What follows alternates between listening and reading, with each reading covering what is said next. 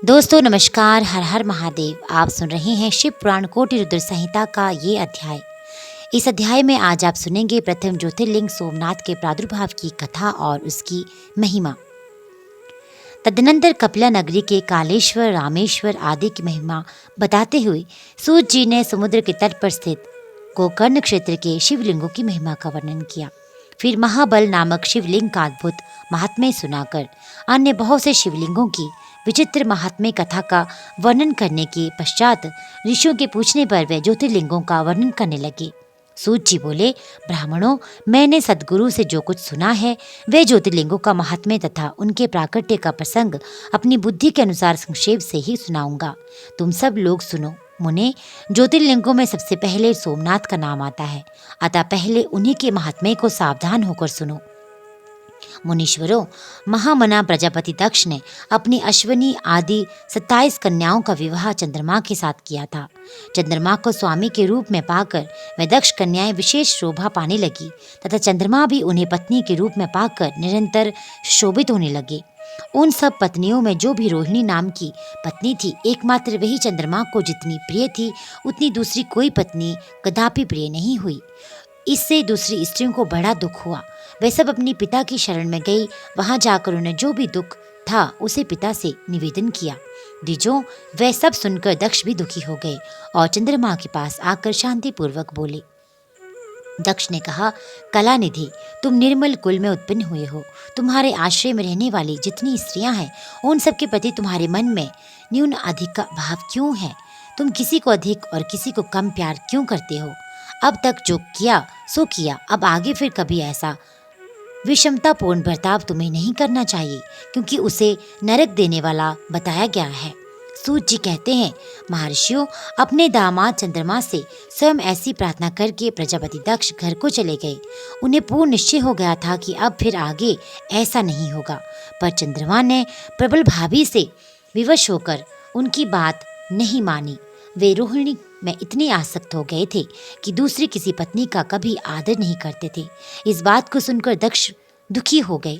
फिर स्वयं आकर चंद्रमा को उत्तम नीति समझाने तथा न्यायोचित बर्ताव के लिए प्रार्थना करने लगे। दक्ष बोले, चंद्रमा सुनो, मैं पहले अनेक बार तुमसे प्रार्थना कर चुका हूँ, फिर भी तुमने मेरी बात नहीं मानी, इसलिए आज शाप देता हूँ कि तुम्हें क्षय का रोग हो जाए। सूत जी कहते हैं, दक्ष के इतना कहते ही क्षण भर में चंद्रमा क्षय रोग से पीड़ित हो गए।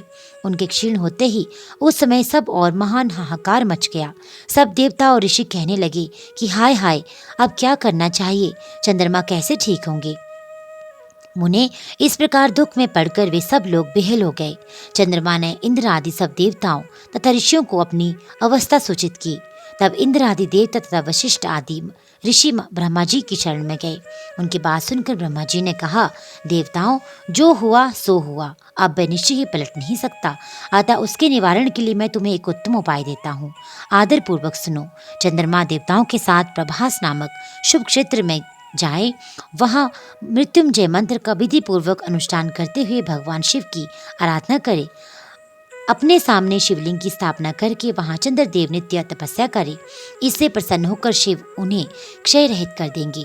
तब देवताओं तथा ऋषियों के कहने से ब्रह्मा जी की आज्ञा के अनुसार चंद्रमा ने वहां 6 महीने तक निरंतर तपस्या की। मृत्युंजय मंत्र से भगवान वृषभध्वज का पूजन किया। 10 करोड़ मंत्र का जप और मृत्युंजय का ध्यान करते हुए चंद्रमा वहां स्थिर चित्त होकर लगातार खड़े रहे। उन्हें तपस्या करते हुए देख भक्त वत्सल भगवान शंकर प्रसन्न हो उनके सामने प्रकट हो गए और अपने भक्त चंद्रमा से बोले। शंकर जी ने कहा, चंद्रदेव, तुम्हारा कल्याण हो। तुम्हारे मन में जो भी अभिष्ट है वे वर मांग लो। मैं प्रसन्न हूँ, तुम्हें संपूर्ण उत्तम वर प्रदान करूंगा। चंद्रमा बोले, देवेश्वर, यदि आप प्रसन्न हैं तो मेरे लिए क्या असाध्य हो सकता है? तथापि प्रभु शंकर, आप मेरे शरीर के इस क्षय रोग का निवारण कीजिए। मुझसे जो अपराध बन गया उसे क्षमा कीजिए। शिव जी ने कहा, चंद्रदेव, एक पक्ष में प्रतिदिन तुम्हारी कला क्षीण हो और दूसरे पक्ष में फिर वह निरंतर बढ़ती रहे। तदनंतर चंद्रमा ने भक्तिभाव से भगवान शंकर की स्तुति की। इससे पहले निराकार होते हुए भी भगवान शंकर फिर साकार हो गए। देवताओं पर प्रसन्न हो उस क्षेत्र के महात्म्य को बढ़ाने तथा चंद्रमा के यश का विस्तार करने के लिए भगवान शंकर उन्हीं के नाम पर वहां सोमेश्वर कहलाए और सोमनाथ के नाम से तीनों लोकों में विख्यात हुए। ब्राह्मणों, सोमनाथ का पूजन करने से वे उपासक के क्षय तथा कोढ़ आदि रोगों का नाश कर देते हैं।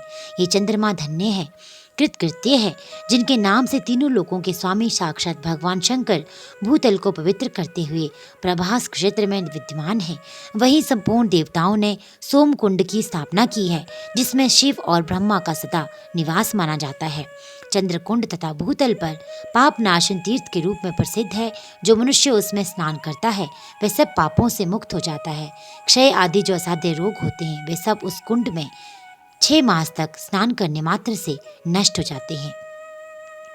मनुष्य जिस फल के उद्देश्य से उस उत्तम तीर्थ का सेवन करता है उस फल को सर्वथा प्राप्त कर लेता है, इसमें संशय नहीं है। चंद्रमा निरोग होकर अपना पुराना कार्य संभालने लगी। इस प्रकार मैंने सोमनाथ की उत्पत्ति का सारा प्रसंग सुना दिया। मुनीश्वरों, इस तरह सोमेश्वर लिंग का प्रादुर्भाव हुआ। जो मनुष्य सोमनाथ के प्रादुर्भाव की इस कथा को सुनता अथवा दूसरों को सुनाता है वह संपूर्ण अभिष्ट को पाता और सब पापों से मुक्त हो जाता है। तो दोस्तों, यह अध्याय यहीं पे संपन्न होता है। आने वाले अध्याय में आप सुनेंगे मल्लिकार्जुन और महाकाल नामक ज्योतिर्लिंगों के आविर्भाव की कथा तथा उनकी महिमा। आपका दिन शुभ हो। हर हर महादेव।